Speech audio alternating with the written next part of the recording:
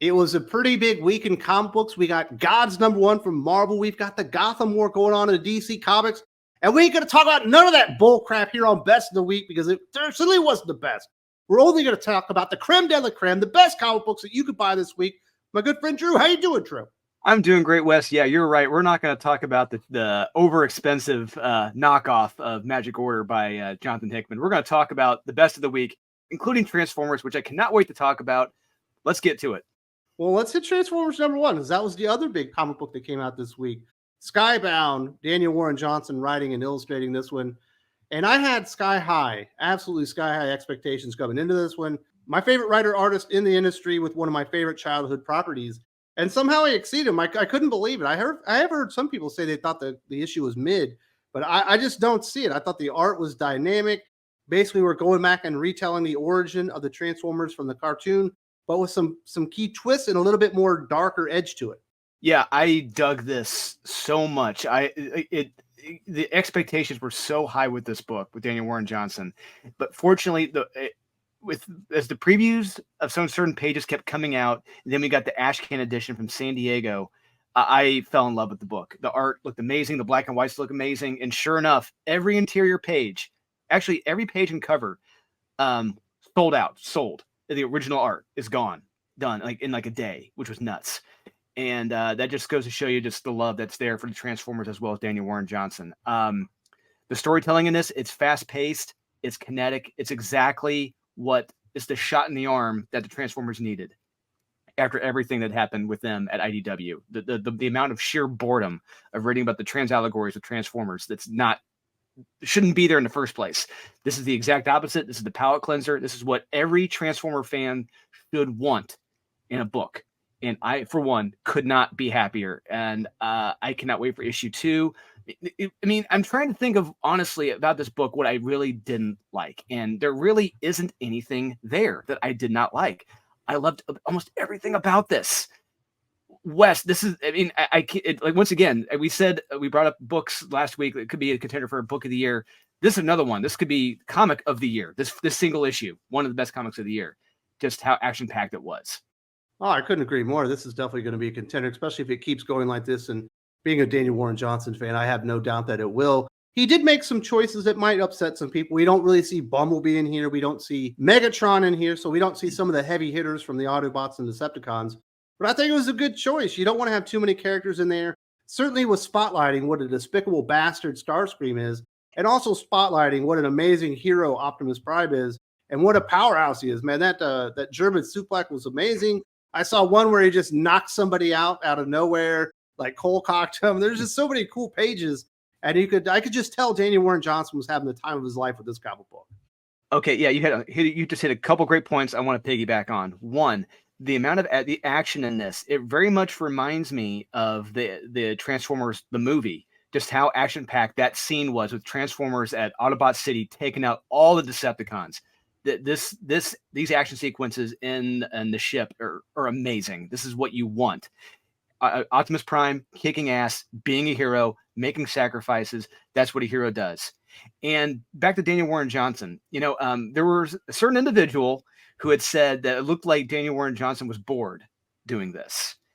That was the word he used. And I look at this, every single page that he did, I do not see any amount of boredom from Daniel Warren Johnson here. You can tell this was a work of love here because he loves the Transformers. And one page in particular, when you see Spike and his girlfriend standing outside the ship in one of the exhaust ports, how beautiful and how intricately designed it is. If he were bored doing that, he wouldn't be doing that in the first place. He'd only be doing that if he loved the Transformers. And you can tell he loves it. He loved doing this. Now, was he frustrated? Yes, Daniel Warren Johnson's on the record. He was frustrated doing this because Hasbro kept sending back corrections. He would go through like 5 edits of some of the designs and pages and have to keep doing edits. Now, yeah, I could see frustration there, but boredom, absolutely not. That is not true. He loves Transformers, and it shows here 100%. When you have a creator working on a property who loves it and respects it, he's giving the fans what they want. Transformers #1, nothing but an absolute hit in my book, and I cannot wait for this next issue. So I don't know what Zach was problem. Maybe he was just like his tummy was grumpy or something. Yeah, and I think he's self-admitted he's not a Transformers fan. He was a GI Joe guy. That's fine, you know. And hey, one thing I've learned over time is that there's three factions. One, there's GI Joe fans. Two, Transformer fans. Three, they're in the minority, but there's fans of both. And he was a GI Joe guy, so he never understood or the fascination or the love or the lore of Transformers. And I think his review showed that. And whereas me, I'm a Transformers fan. I was not so much a GI Joe guy, and I love this. This is what I wanted. Yeah, as a Transformers fan, it's everything that I wanted in a comic book, and I thought he knocked it out of the park. Can't wait for issue 2, but we also had, like, this is actually a really great week. If you're an any comic book fan, if you're a Big 2 fan, absolutely not. But we got 3 amazing comic books. We just got through the one. We've also got the Enfield Gang Massacre #3, Image Comics, Chris Condon, Jacob Phillips. Couldn't be any more different than what you're getting with Transformers, where it's balls to the wall action, showing you who the characters are through their actions and not their words. Enfield Gang Massacre, at least this issue, is very much actionless. They're kind of like pinned down. There's not a whole lot going on, but there are a few character moments where you kind of learn where the guy's coming from. His wife shows up. And it also turns out that the sheriff has some information that he hasn't been sharing with people, that maybe Enfield actually isn't particularly guilty in this one. But it's a really good character study, good character piece. The exact opposite of Transformers, but also done at an exceptionally high level. Jacob Phillips is doing great work here, and Chris Condon really does know how to write a Western tale. Yeah, it's really building the suspense and the drama, like who's going to make the first move, and we see, I mean, the sheriff, like the deputies, they're not afraid to kill anyone in this, which is like, oh shit, because there's a couple people to get mowed down in this, like, whoa, did not see that one coming. But yeah, one of the deputies, he's had enough. He just walks out. He's like, no, this is murder. This is not justice here. And fortunately enough, for when he leaves, he discovers an interesting piece of evidence from, I think, back in issue 1, that the person that was suspected of a certain crime that may not be him, most likely isn't him. So there may be other factors at play here. There may be a grudge here between the U.S. Marshals and sheriff and the Enfield gang, or the Enfield guy himself. But yeah, I do love the mystery and the intrigue, and I do like the clever way out they try to get out of this. But yeah, it's a lot of fun, very suspenseful. Please do check this out. One of the best Westerns in comics right now, guys. Yeah, if you're looking for your Western fix, go check out the works of Chris Condon. Obviously, everyone was talking about that Texas Blood. Now everyone's talking about Enfield Gang Massacre for a reason. Absolutely spot on stuff. What's interesting? This week we got God's #1 from Jonathan Hickman, who fancies himself, I guess, a great world builder or whatever. And I would say that Rick Remender with Sacrificers #3, along with Max Fumera on the art here, does a much better job of creating this new God's mythology that's going on here. Because last time it looked like the Sacrificers, maybe it's not going to turn out so bad. Maybe they're not going to die. They're actually going to paradise, and they're going to be celebrated until the end of time. But Rick Remender is not that kind of writer. And today, in this comic book issue, we get the actual idea of what's going on. We really start meeting these gods. I guess their culture behind the scenes, about how they're all like stabbing each other back. They're talking bad about each other. And we kind of get an idea by the end of what the Sacrificers are really there for. And it's not pleasant. No, it's not. And it really makes you feel bad for the people who are being sacrificed, because you really see this, I mean, more or less, this how deplorable these gods are. It's just, there may not be any redeeming factors about these gods at all over the centuries.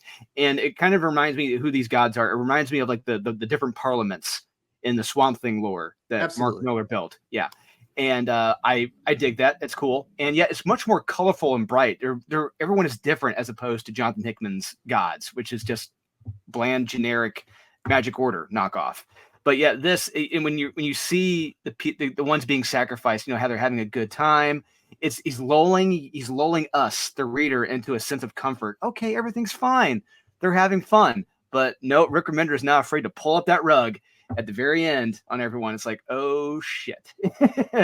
It does not look good for a vast majority of them. And it's kind of like a Willy Wonka thing. I dig it. And I'm very curious to see where the 3rd issue goes next.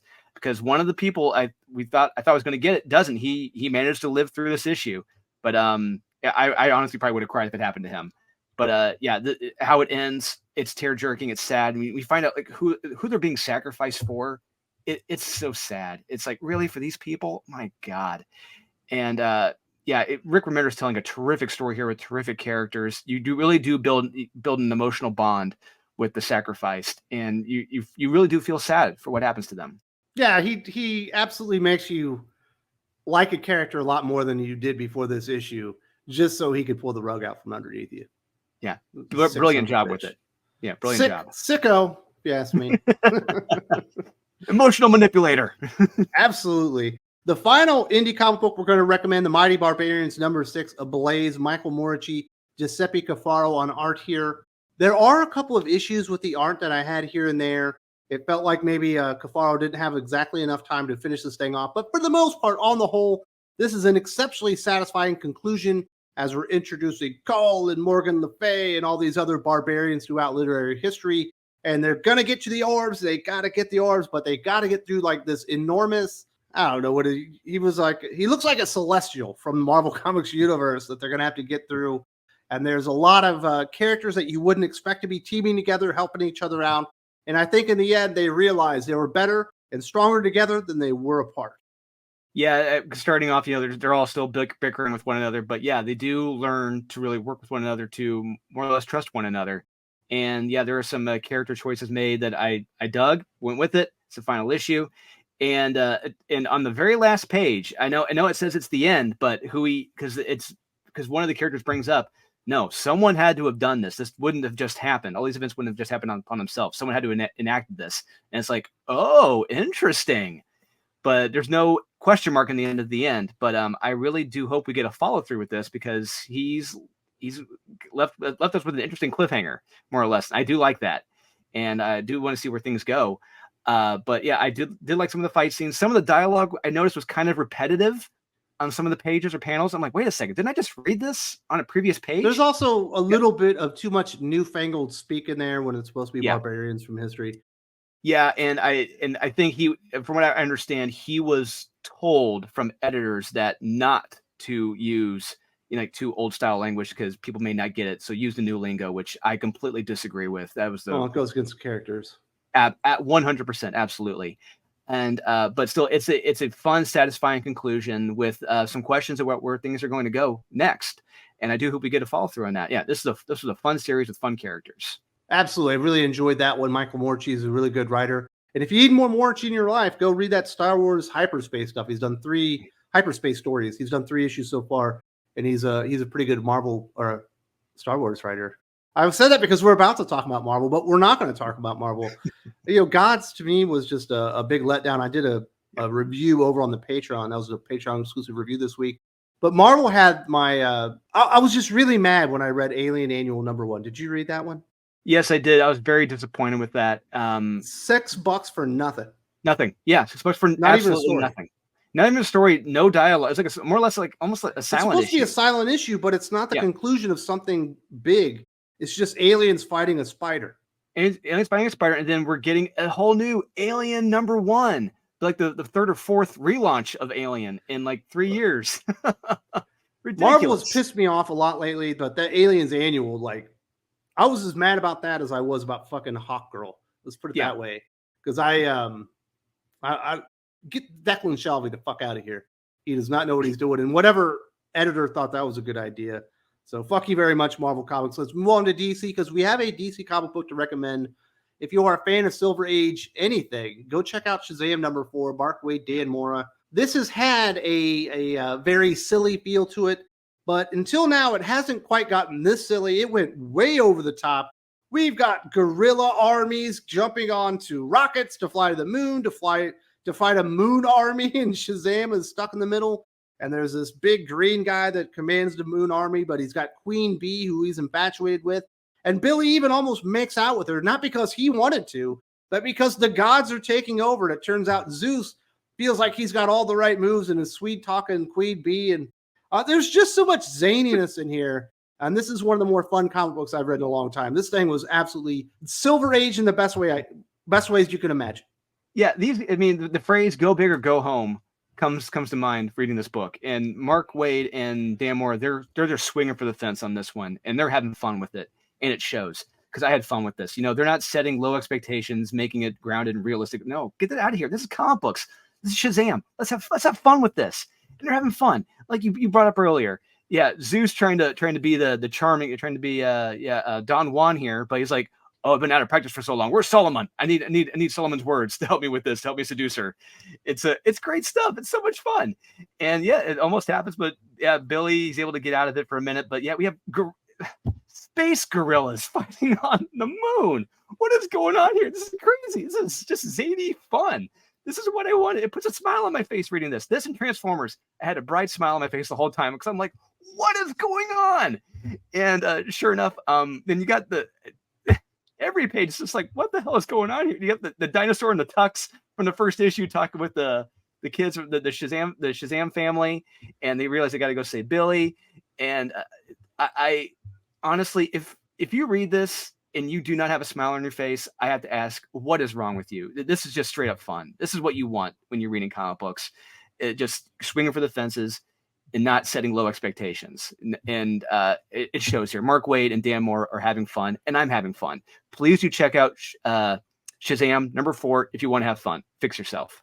Yeah, Eric Breen had not been reading this one, and I hope he does check that issue out because that one's got Eric Breen written all over it. It's like DC Comics classically in the best way possible. I enjoyed that one so much. Now, if you don't want to have zany fun, but you do want to be scared just in time for Halloween, you have a project that we've been talking about. Do you have any updates that you want to give the peeps? Yes, Unholy Nightmare #1 launching on Halloween night. I just got in another page from Aurelio. It's the opening page, page 1. I'm going to try to send it to you, Wes, so you can show it here at the end. It's beautiful. It's kind of foreshadowing things to come throughout the issue. But yeah, we got heroes becoming monsters to take on even more evil monsters.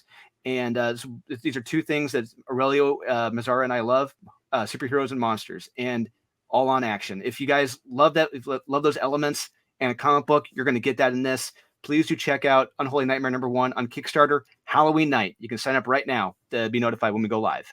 Now that we have come to the end of the road, I imagine some of you are going like, Wes, I wish I could have this, but have it be like 2 hours. It just so happens I have a show very similar to what I do with Drew here every Saturday night, but it actually shows up on Thursday on Patreon, and it's actually 2 hours with Jim from Weird Science, and we go into more depth, and we talk about all the worst stuff and why you should avoid it, and we talk about all the best stuff and why you should support it, and a bunch of other weird stuff, like we talk about what it's like to be a dad and stuff like that. So definitely, if you enjoy the talking about comic books every week with all the things that are happening, good and bad, definitely go over there, support me on Patreon, and check out Hot or Not with Weird Science Jim. We have a lot of fun there as well.